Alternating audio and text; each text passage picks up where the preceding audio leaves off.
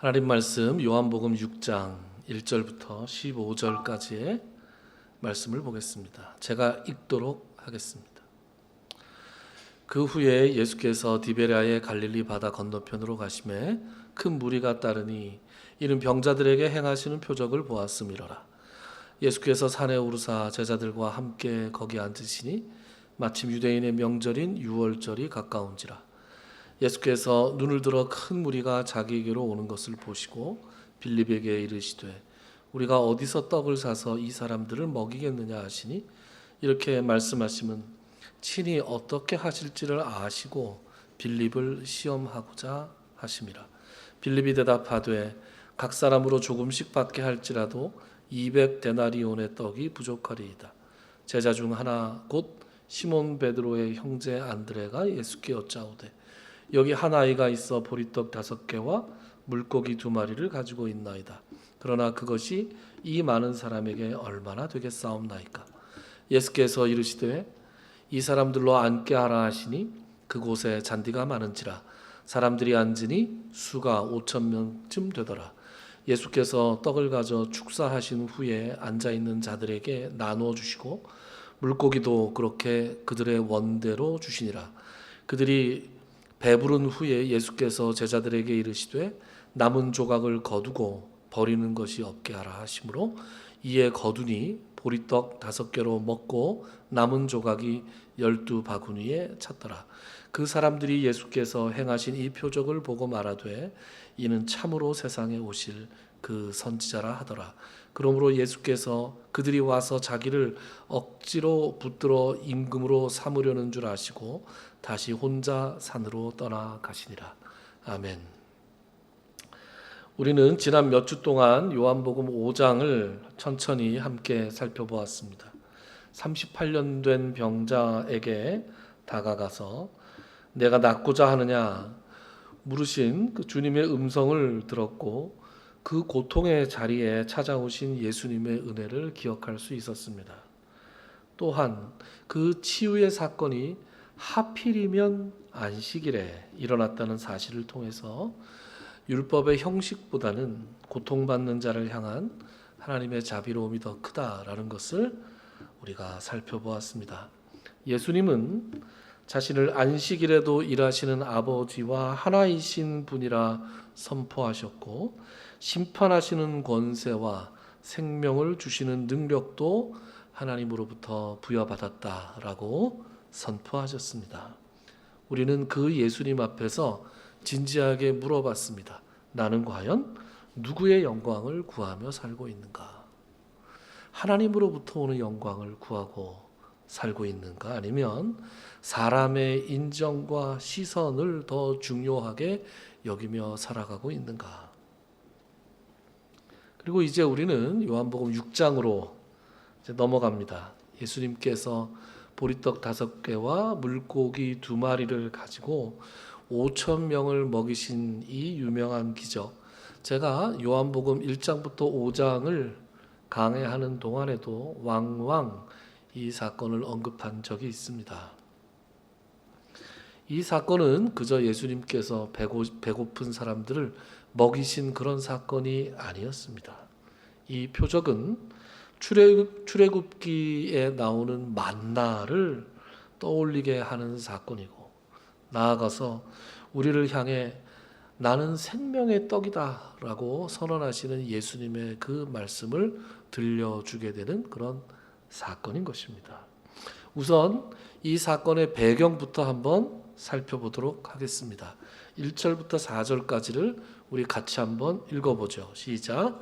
그 후에 예수께서 디베라의 갈릴리 바다 건너편으로 가시매 큰 무리가 따르니 이는 병자들에게 행하시는 표적을 보았음이로라.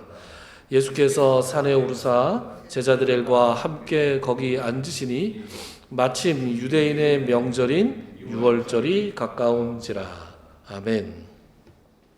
1절 표현이 조금 모호한 것이 있습니다. 공간적 배경으로 디베랴의 갈릴리 바다 건너편으로 가시매 이렇게 돼 있잖아요. 네. 그때 지금 이 디베랴라고 하는 곳에 갈릴리 바다가 있는 것처럼 이렇게 읽혀지잖아요. 근데 이거는 원문으로 읽으면 어떻게 되어 있냐 하면 디베랴 바다, 즉 갈릴리 바다 이렇게 나옵니다. 그래서 좀 배경 설명이 필요한데요. 갈릴리라고 하는 것은 이렇게 큰 행정구역입니다. 경기도 안에 광명시, 시흥시 있는 것처럼 경기도 정도 되는 그런 단위가 갈릴리예요. 그래서 유대, 사마리아, 갈릴리. 유대 안에 예루살렘도 있고 베들레헴도 있고 그렇잖아요. 그것처럼 갈릴리는 큰 행정구역이고 그 갈릴리의 분봉왕이었던 헤롯 안티파스라는 사람이 있습니다. 이 헤롯은 지난주와 지지난주에 제가 언급했던 동방박사들이 찾아왔을 때 있었던 그 헤롯의 아들 헤롯입니다. 그러니까 그 헤롯, 예수님의 탄생을 듣고 2살 이하의 아기들을 죄다 죽였던 그 사람은 헤롯 대왕이라고 부르고요. 보통 그 헤롯 대왕은 그 헤롯 성전, 예루살렘 성전을 지었던 사람입니다. 그 아들은 갈릴리의 분봉 왕인데 주로 헤롯 안티파스라고 불리고 이 사람은 세례 요한을 죽인 사람으로 유명합니다. 그 헤롯 안티파스가 갈릴리의 분봉 왕으로 있으면서 신도시를 하나 지었어요. 그 신도시가 당시의 황제 티베리우스, 성경에는 디베료 이렇게 나옵니다. 디베로 가이사. 예수님께서 십자가에 못 박히실 당시에 로마의 황제가 디베료, 티베리우스였습니다.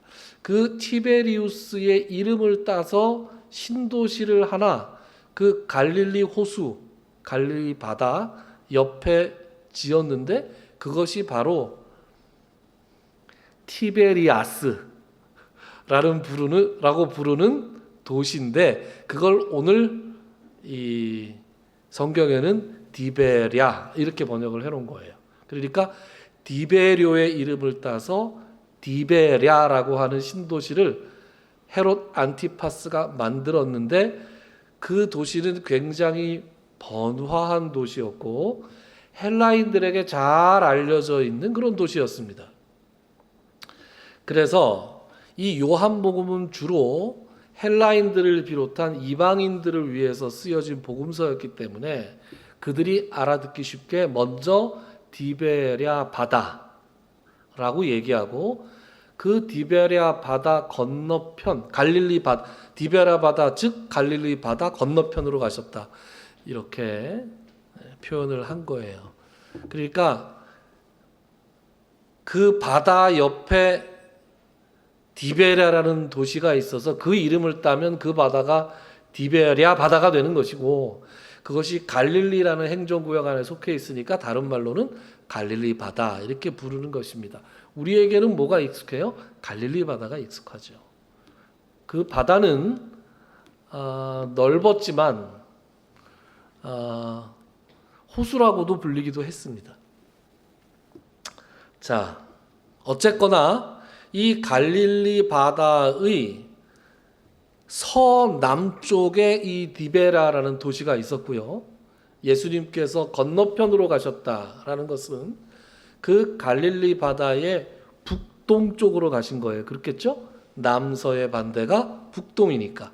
그 북동쪽은 공관복에 보면 벳세다라고 하는 곳이었고 그곳은 들판, 다른 말로 하면 광야, 그리고 산이 있는 곳이었습니다.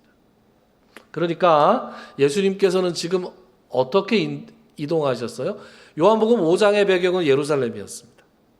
그리고 그 후에 예수께서 갈릴리로 돌아오셨는데 특별히 디베랴라고 하는 신도시 건너편 벳세다 광야로 나아가셨다. 그런데 그곳으로 큰 무리들이 예수님을 따라왔다 이렇게 되는 것이에요.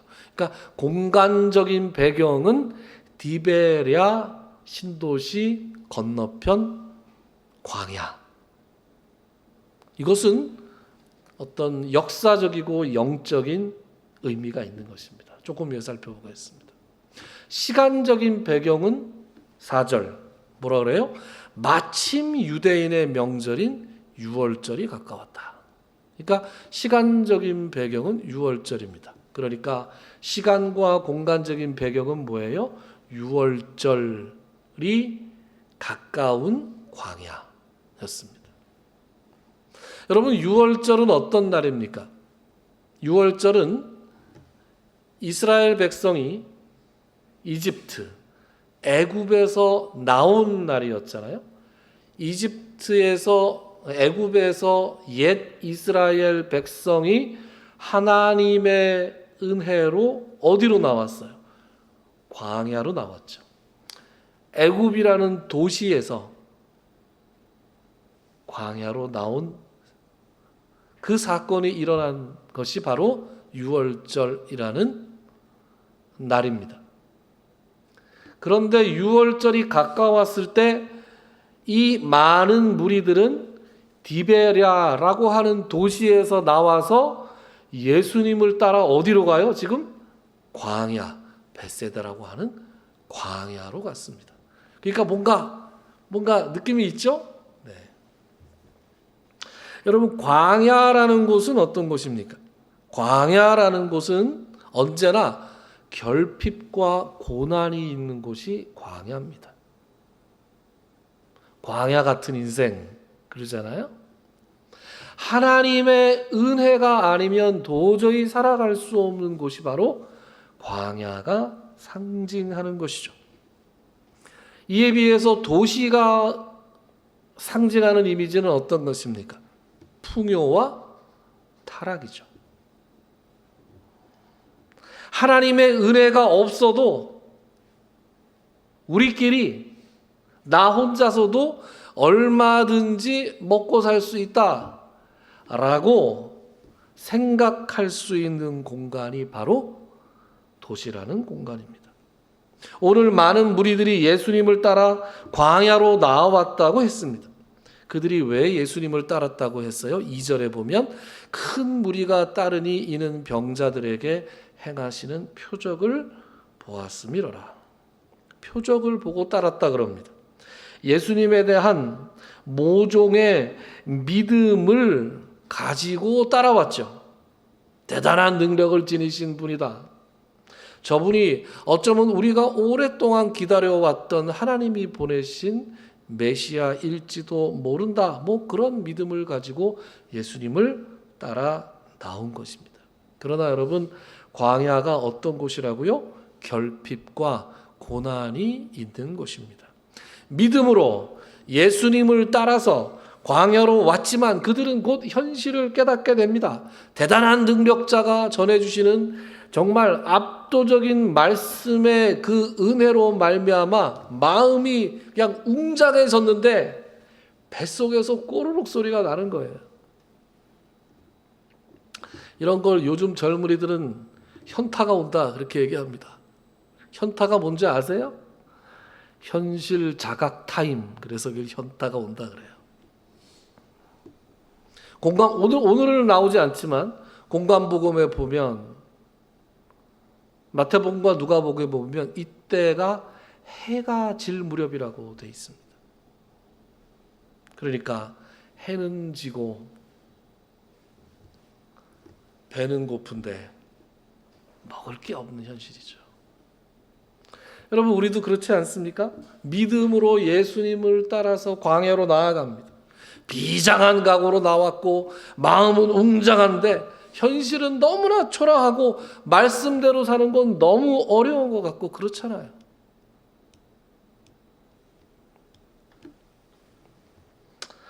광야라고 하는 것은 우리의 믿음을 시험하는 곳입니다. 네가 너의 능력으로 네가 너의 능력이 아니라 하나님의 은혜로만 전적으로 살아갈 수 있느냐? 그것을 끊임없이 묻고 시험하는 그런 것입니다. 하나님의 은혜가 풀어졌을 때 옛 이스라엘 백성들은 광야에서 뭘 체험했습니까?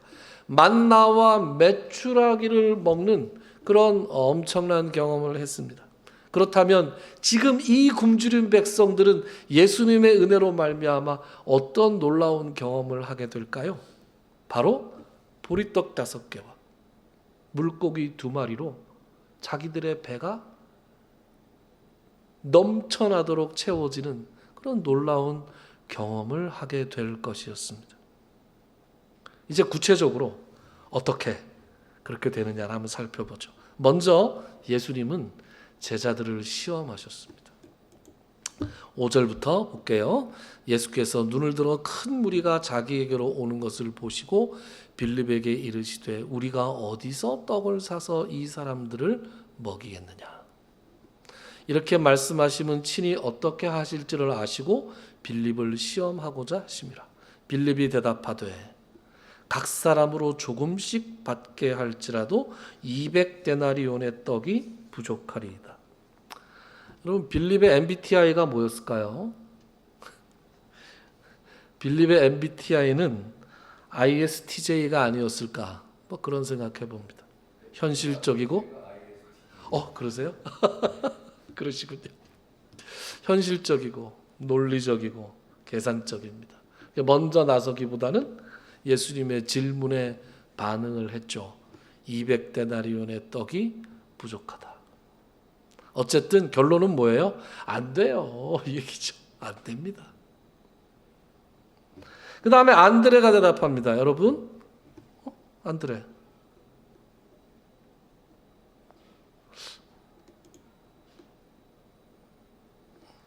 안드레는 제가 안 해놨나 봐요.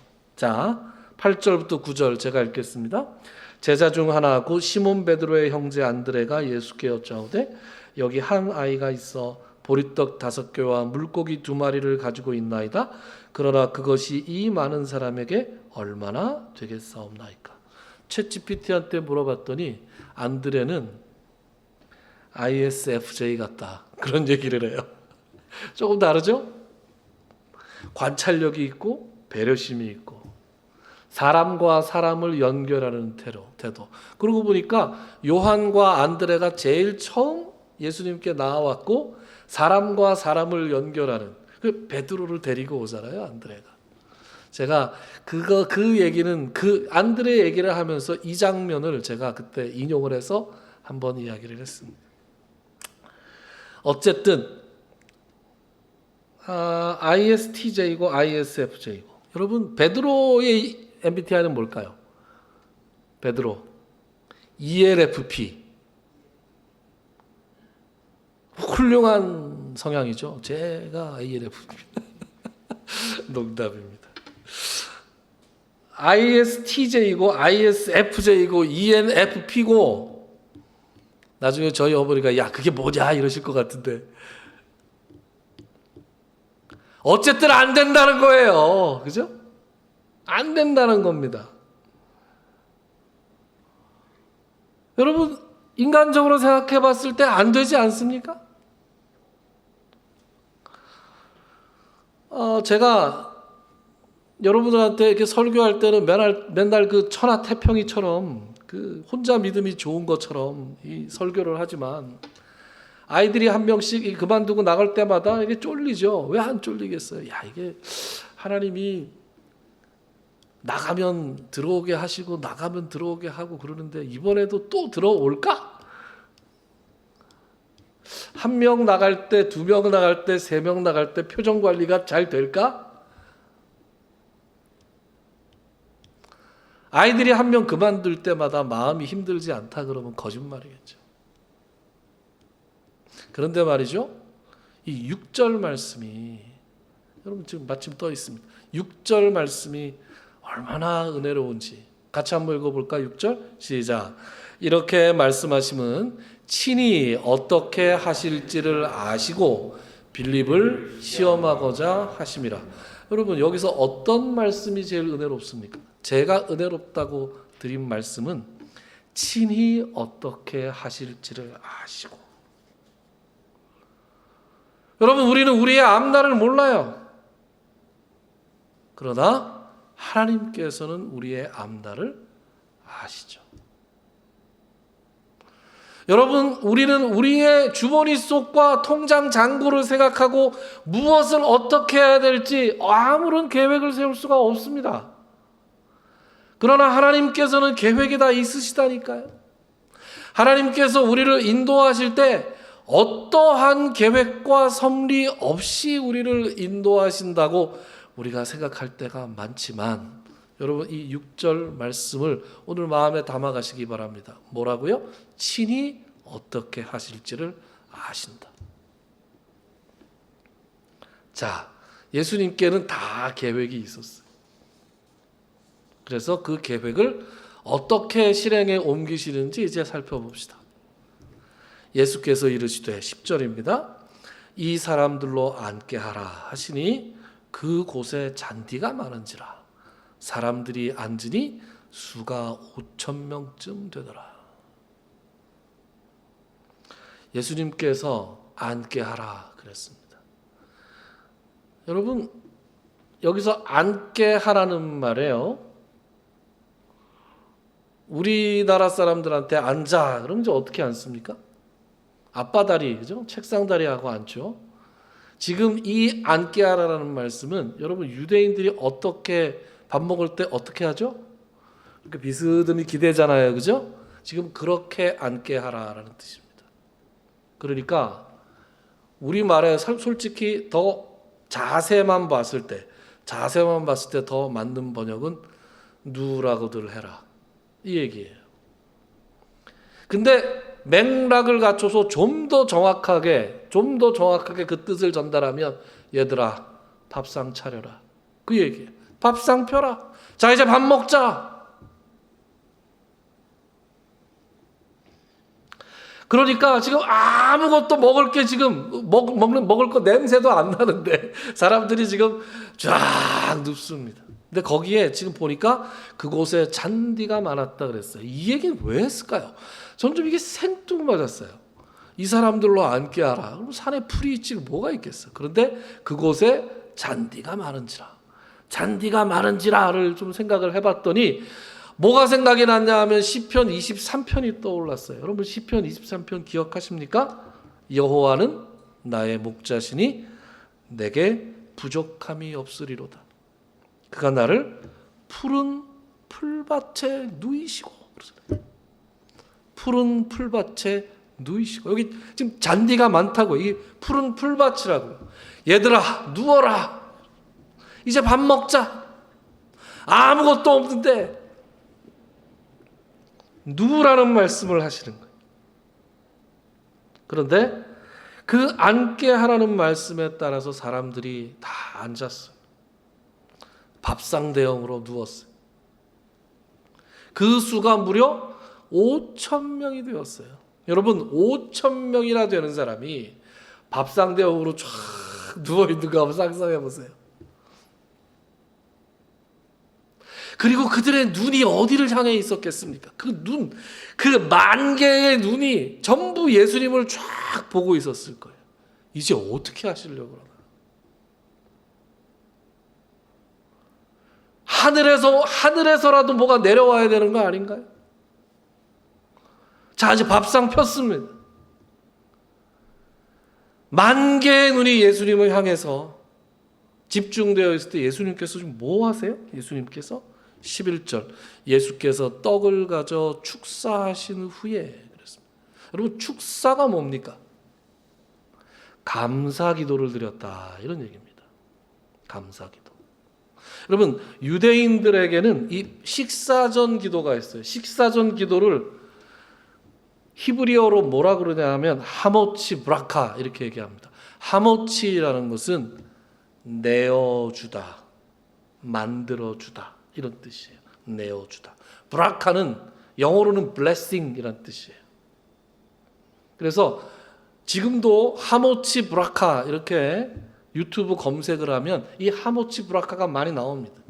그런데 정통 유대인들이 하는 이 하모치 브라카는 특별히 빵을 먹을 때 이제 그렇게 많이 하는데, 우리 성경에는 보리떡 이렇게 돼 있지만 보리로 만든 빵이잖아요, 그죠?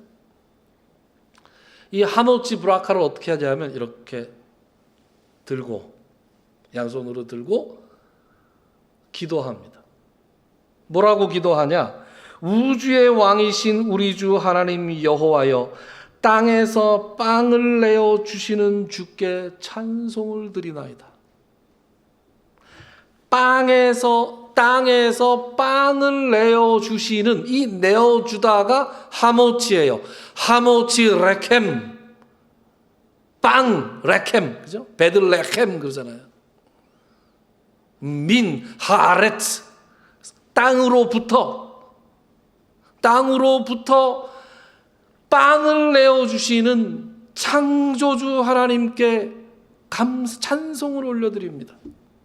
그렇게 하고 자기가 떼어서 한 입 먹고 그 다음엔 어떻게 해요? 그걸 떡을 다른 사람들에게 나누어 줍니다.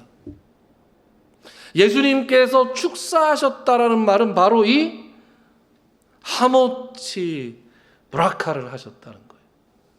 그리고 어떻게 했어요? 제자들에게 앉아있는 자들은 바로 제자들, 그리고 그 제자들이 다시 앉아있는 자들. 다른 공간복음에 보면 그렇게 나옵니다. 그래서 이렇게 떡을 떼서 나눠주세요. 제가 좀 짓궂은 게 있어서 구체적으로 어떻게 됐을까? 여러분들 어떻게 5천 명한테 이게 나눠졌을까요? 기도하시자마자 빵이 한 10,000개쯤으로 확 불어났을까요? 하늘에서 떨어진 것 같지는 않죠, 그죠? 여러분 사르밧 과부 얘기 아시죠? 예수님, 헬라어로는 사렙다예요. 그래서 예수님께서는 사렙다 과부, 신약성경 사렙다라고 나오고 구약성경 열왕기상 17장을 찾아보면 사르밧 과부라고 나옵니다. 그 사르밧 과부에게 어떤 일이 일어났어요? 사르밧 과부가 자기하고 자기 아들하고 이거 먹고 죽어야지, 이거 먹고 죽어야 되겠다 하고 마지막 떡을 만들 가루 한 움큼하고 기름 딱 요만큼 남은 그것을 가지고 먹고 이제 죽으려고 그 땔감으로 쓸 나뭇가지를 줍고 있는데 엘리야를 만나잖아요. 엘리야가 나에게 떡을 좀 갖다 주시오 그랬더니 제가 정말 사정이 이래서 이거밖에 없습니다 그랬더니 그거 가지고 해서 나한테 일단 조금만 좀 주시오. 나한테 갖다 주면 앞으로 비가 다시 올 때까지 그 통에서 가루가 마르지 않고 그 병에서 기름이 마르지 아니할 거라고 여호와 하나님께서 약속하셨습니다. 이 과부가 그 떡을 만들어서 엘리야에게 갖다 주고 난 다음에 그 후에 그 가뭄 3년 6개월 동안 이어졌던 그 가뭄이 끝나는 날까지 그 통에서 가루를 퍼고 그 병에서 기름을 따르는데 계속해서 가루가 나오고 계속해서 기름이 나왔다는 거 아니에요. 저는 이랬을 것 같아요.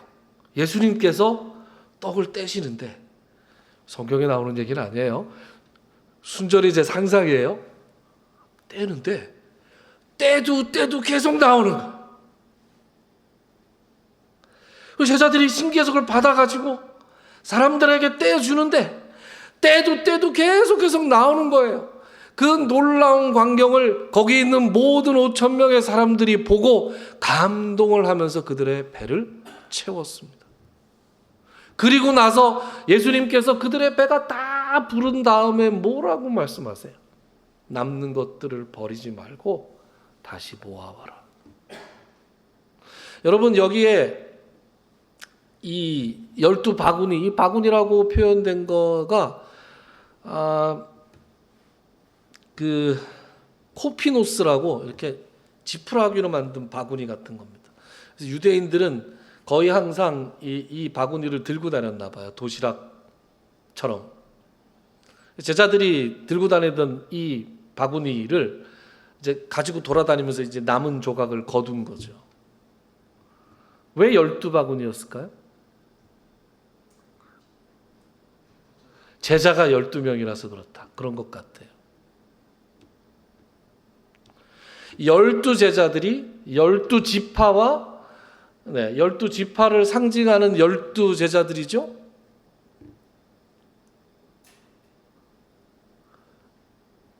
(5,000명에다) 되는 군중들이 먹고 남은 것이 12바구니에 가득 찰 정도로 남았다라는 것은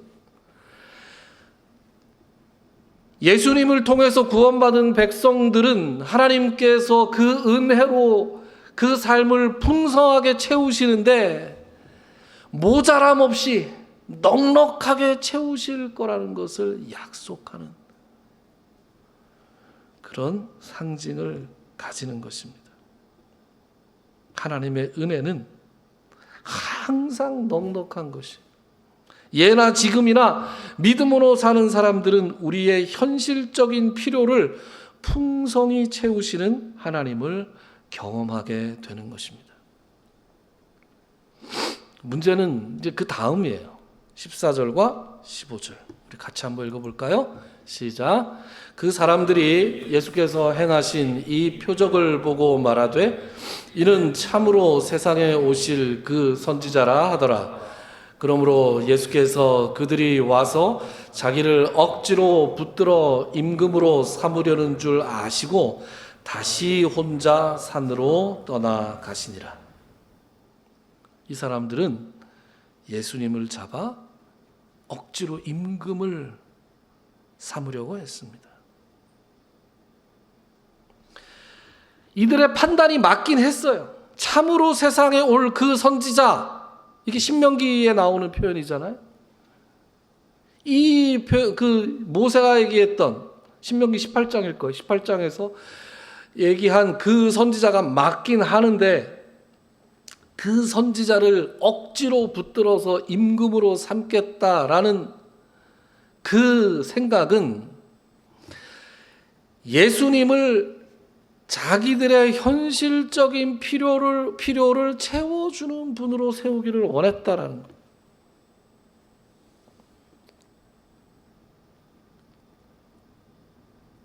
하나님은 우리의 현실적인 필요를 채우시는 분입니다. 맞아요.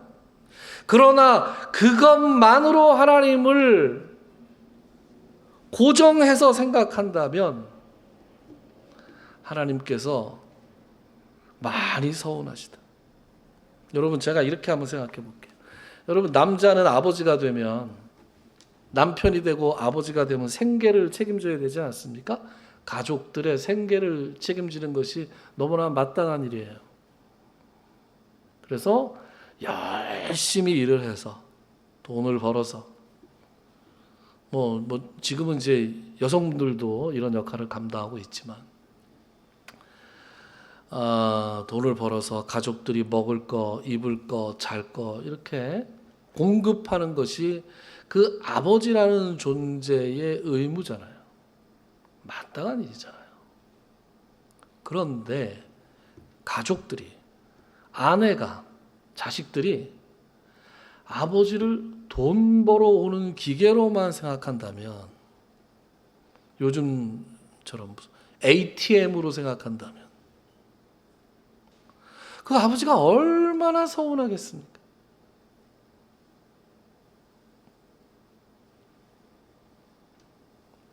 당연히 마땅히 가족들의 생계를 책임져야죠.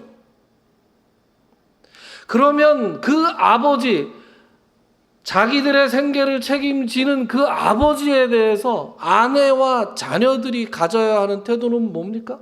감사와 사랑이잖아요. 아버지가 사랑으로 나를 위해서 헌신할 때 가족들이 그에게 보여줘야 되는 태도는 당연하게 여기는 것이 아니라 네가 낳아놨으니 네가 책임져라, 이런 게 아니라 하나님께서 아버지가 받아서 마땅한 사랑과 존경과 감사를 보여줘야 하는 것이죠. 여러분, 하나님도 마찬가지시라는 겁니다. 하나님께서는 우리의 필요를 풍성하게 채우시는 분입니다. 그러나 하나님께서 진정으로 원하시는 것은 우리가 그분 자체를 사랑하고 감사하는 것이죠. 하나님을 도구로만 여기는 신앙은 하나님과의 관계를 왜곡할 수밖에 없는 것입니다.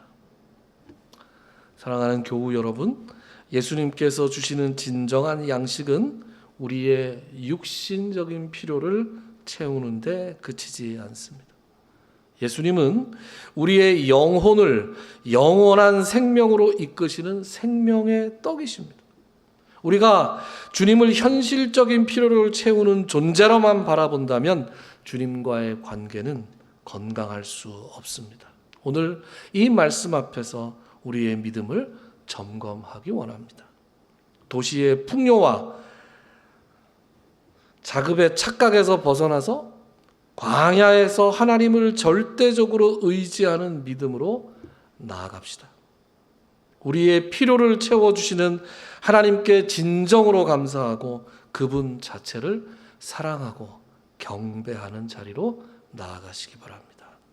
그럴 때 우리는 결핍의 광야에서 참된 은혜를 만나게 될 것이고, 이 은혜로 말미암아 우리의 삶이 더 풍성해지고 하나님과의 관계가 더욱 깊어질 것입니다. 기도합시다.